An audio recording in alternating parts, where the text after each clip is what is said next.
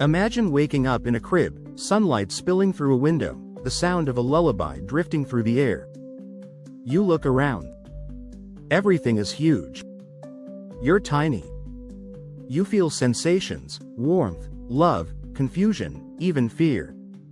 But as you reach adulthood, that memory disappears completely.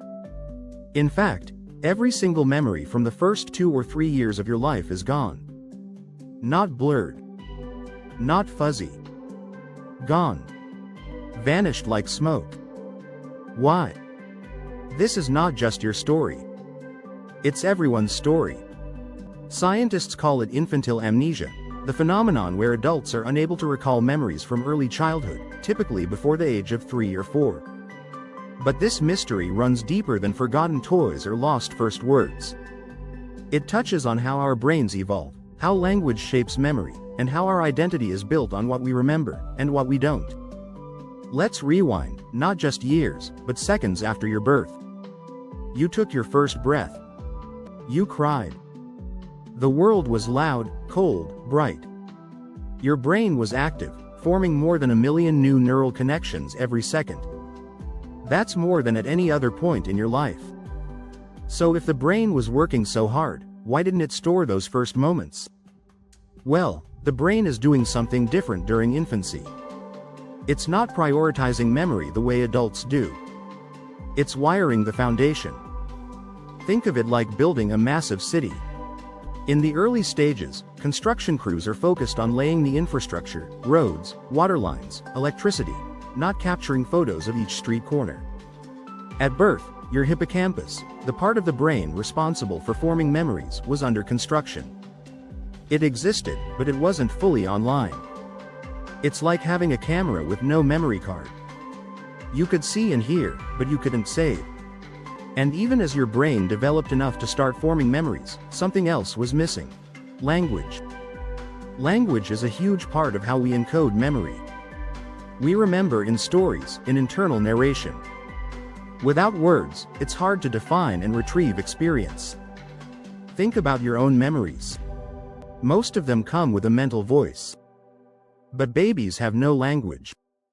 Their experiences are sensory, feeling, seeing, tasting, but they lack the words to pin them down in memory. This brings us to a second theory. Even if a baby could form a memory, they wouldn't be able to recall it later because the context would be lost. It's like writing a note in a language you've long forgotten. You might have a vague feeling when you see the handwriting, but no clear access to what it says. Yet here's where things get even stranger.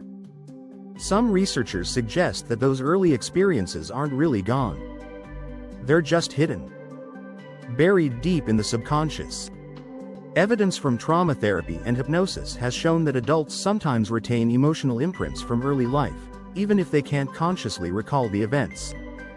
That fear you've always had of being alone in the dark? Maybe it came from a moment in your crib, before you could speak or understand. Let's go back to your second birthday. Family gathered around, clapping, singing. You smile as your fingers smash into the cake. Cameras flash. You see the video now as an adult, but do you actually remember it? Or do you just remember seeing the footage? Many of our earliest memories are shaped by stories told to us, not lived experiences we actually recall. As you grew, your brain pruned away unused connections. This process, called synaptic pruning, helps the brain work efficiently, keeping what matters and cutting what doesn't. Infant memories are often part of what gets trimmed. And there's a good reason.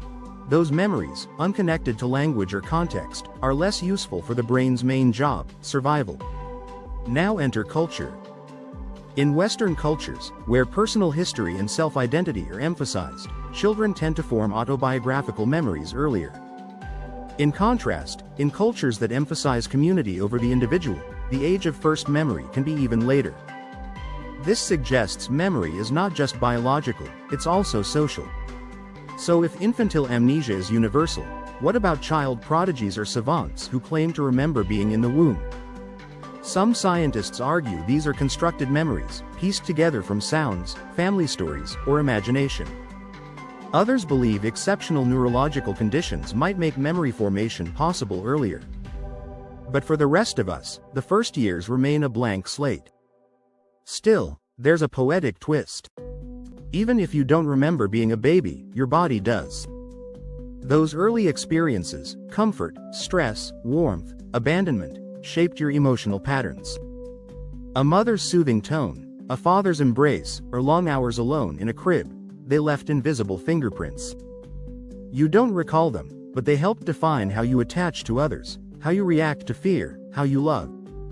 In the end, maybe it's not about remembering the moments, but understanding their power. Your past lives inside you, not as stories you can retell, but as instincts, feelings, and patterns. Like a ghost town beneath a modern city, the foundations of your personality were laid in silence. So the next time you look at a baby, eyes wide, fingers gripping air, remember, that child is experiencing life at full volume. The memories may never form into words or stories, but they matter. They shape the human behind the eyes, just like yours once did. And though you can't remember being a baby, your brain does. Your heart does. Your soul was taking notes the whole time. If you found this helpful, hit that like button, subscribe for more amazing content.